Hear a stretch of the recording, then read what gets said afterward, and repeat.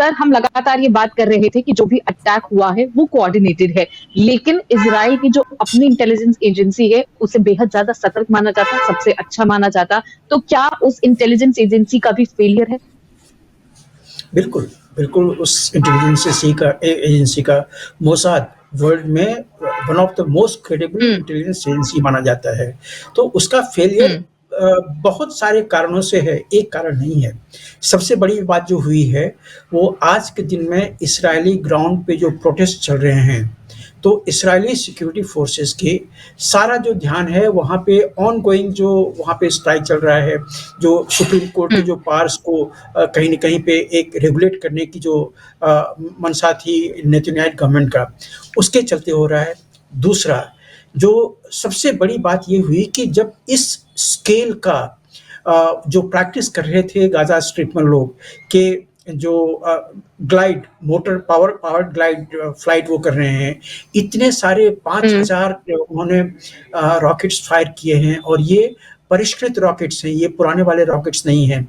ये ऐसे रॉकेट थे हम्म। जिन्होंने कि इस्राएल के ऊपर में जो आयरन डोम सिस्टम है, एंटी एयरक्राफ्ट डिफेंस का, एयर डिफेंस का, उसको वेध दिया हुआ है। तीसरे, इतने सारे लोग वहाँ पे तार काट के जिस तरह से अपने टू हम्म। व्हीलर में, चाहे वो एसयूवी में, चाहे ट्रक लेके अंदर में आए हुए हैं।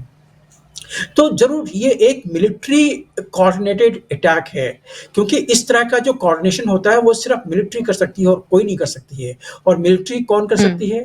आज के दिन में जो ईरान है, वही एक ऐसा है कि जो खुलेआम पैलेस्टाइन को या गाज़ा स्ट्रिप में हमास को, चाहे हिज़्बुल्लाह को, उसको सपोर्ट करती है। तो ये सारी ट्रेनिंग ऑनगोइंग ट्रेनिंग थी, जिससे कि हम्म। मोसाद कहीं न कहीं बिल्कुल अब बेखबर पकड़ी गई है।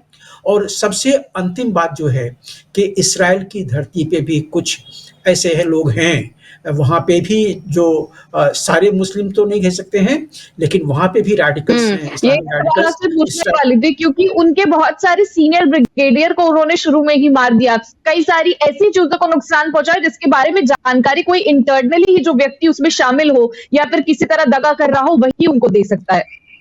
बिल्कुल सही कहा आपने। तो हुँ। ये जो इनसाइडर्स हैं, ये मोस्टली हुँ। मुस्लिम्स हैं और ये हुँ। रेडिकल्स हैं, ये जिहादी हैं। और इन्होंने पहले हुँ। भी इस्राएल की धरती पे वो कुछ न कुछ हरकतें की हैं। तो इनको खबर मिली हुँ। है और ये याद रखिए, इस्राएल के कुछ गाँव को इन्होंने कब्ज़ा में ले लिया था।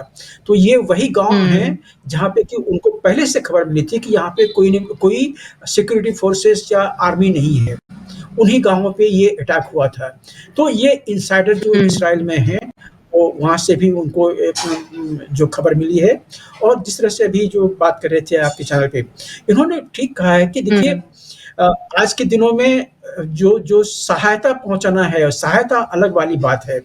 मिलिट्री हुँ। एड या जो फाइनेंशियल एड है या ह्यूमैनिटेरियन एड है, ये पैलेस्टाइन्स को बहुत दिनों से मिल रहे हैं। और आज के दिन में तो जब पिछला जो कमीशन हुआ था जिसमें कि इस्राएल को काफ़ी ये बताया गया था कि इंटरनेशनल ह्यूमन राइट्स एजेंसी द्वारा, तो उसके बाद से जो सहायता मिली है पैलेस्टाइन को, गाज़ा स्ट्रिप को, बहुत मिली है, जो कि अभी हुँ। ये जो अटैक हुआ परसों, इसके बाद में उसको रोका गया है।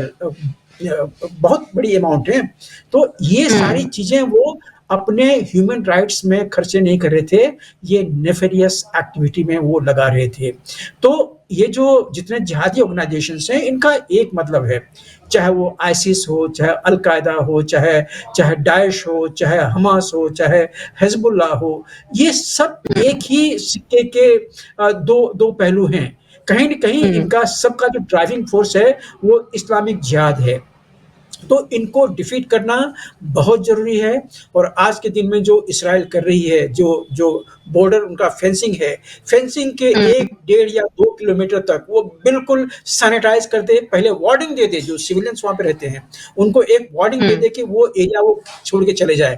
क्योंकि कल फिर वो ऐसे वो रोना शुरू नहीं कर दे कि हमारे यहाँ पे महिलाएँ मारी गई, हमारे बच्चे मारे गए हैं। हुँ। जो हुँ। हुँ। रॉकेट फायर हो रहा है एयरक्राफ्ट से, वो ये देख के नहीं फायर हो रहा है कि सामने में महिला होगी या बच्चे होंगे। अनलाइक हुँ। जिहादी जब अभी इस्राएल में आए थे, उन्होंने औरतों को औरतों को बंधक बनाया हुआ, औरतों को काटा हुआ है। कैसे ये हुँ, लोग इनको आदमी हम कैसे कह सकते हैं? इनको मनुष्य कैसे कह सकते हैं? इतने हुँ, नीचे गिरे हुए हैं ये। तो इन लोगों को जीने का उस एरिया में जहाँ पे कि इज़राइल की आधिपत्य है, नहीं है। तो इसके लिए आज के दिन में इज़राइल जो भी कदम उठाता है, मेरे ख़्याल से पूरे वर्ल्ड इस्लामिक नेशन को छोड़ दीजिए, 47 नेशन जो हैं, वो कभी भी जो जिहाद को वो कंडेम नहीं करेंगे, लेकिन हुँ, पूरी बाकी वर्ल्ड जो है, वो जिहाद को आज के दिन में कंडेम करना अत्यावश्यक है और सारे लोग इसमें जो जुड़े हैं, इसमें भारत भी है। ये अगर इस हुँ, तरह का जो एक्टिविटी को अगर आज आप सपोर्ट करते हैं, तो कल हमारे ही दोनों साइड में जिहादी भरे हुए हैं। वो तो हमारी तकदीर है कि आज हसीना की गवर्नमेंट वहाँ पे है, तो जितने उनके 11-12 जो जिहादी मेन जिहादी फ्रंट्स हैं, वो लोग कंट्रोल में हुँ, हैं। हुँ, कल को अगर सरकार बांग्लादेश में बदल जाती है, तो भारत के लिए भी ये जो एक डेंजर का साइन होगा। तो एक तरफ में इधर हुँ, यहाँ पे ईस्ट पाकिस्तान या बांग्लादेश है, दूसरे तरफ में पाकिस्तान है। तो ये खतरा हमारे लिए भी मंडरा रहा है। तो इसलिए किसी भी तरह से जिहादियों को डिफीट करना आज वर्ल्ड के लिए चैलेंज है और पूरी की पूरी यूएन और उनका ह्यूमन हुँ, राइट्स कमीशन चाहिए कि सबों को एक प्लेटफॉर्म पे लाके ये जिहादियों के एक्शन में चाहे जो भी जिस भी तरह का एक्शन है उसको करना बहुत जरूरी है, क्योंकि ये लोग मानवता के दुश्मन हैं। तो इनको तो कंट्रोल में हुँ। लाना ही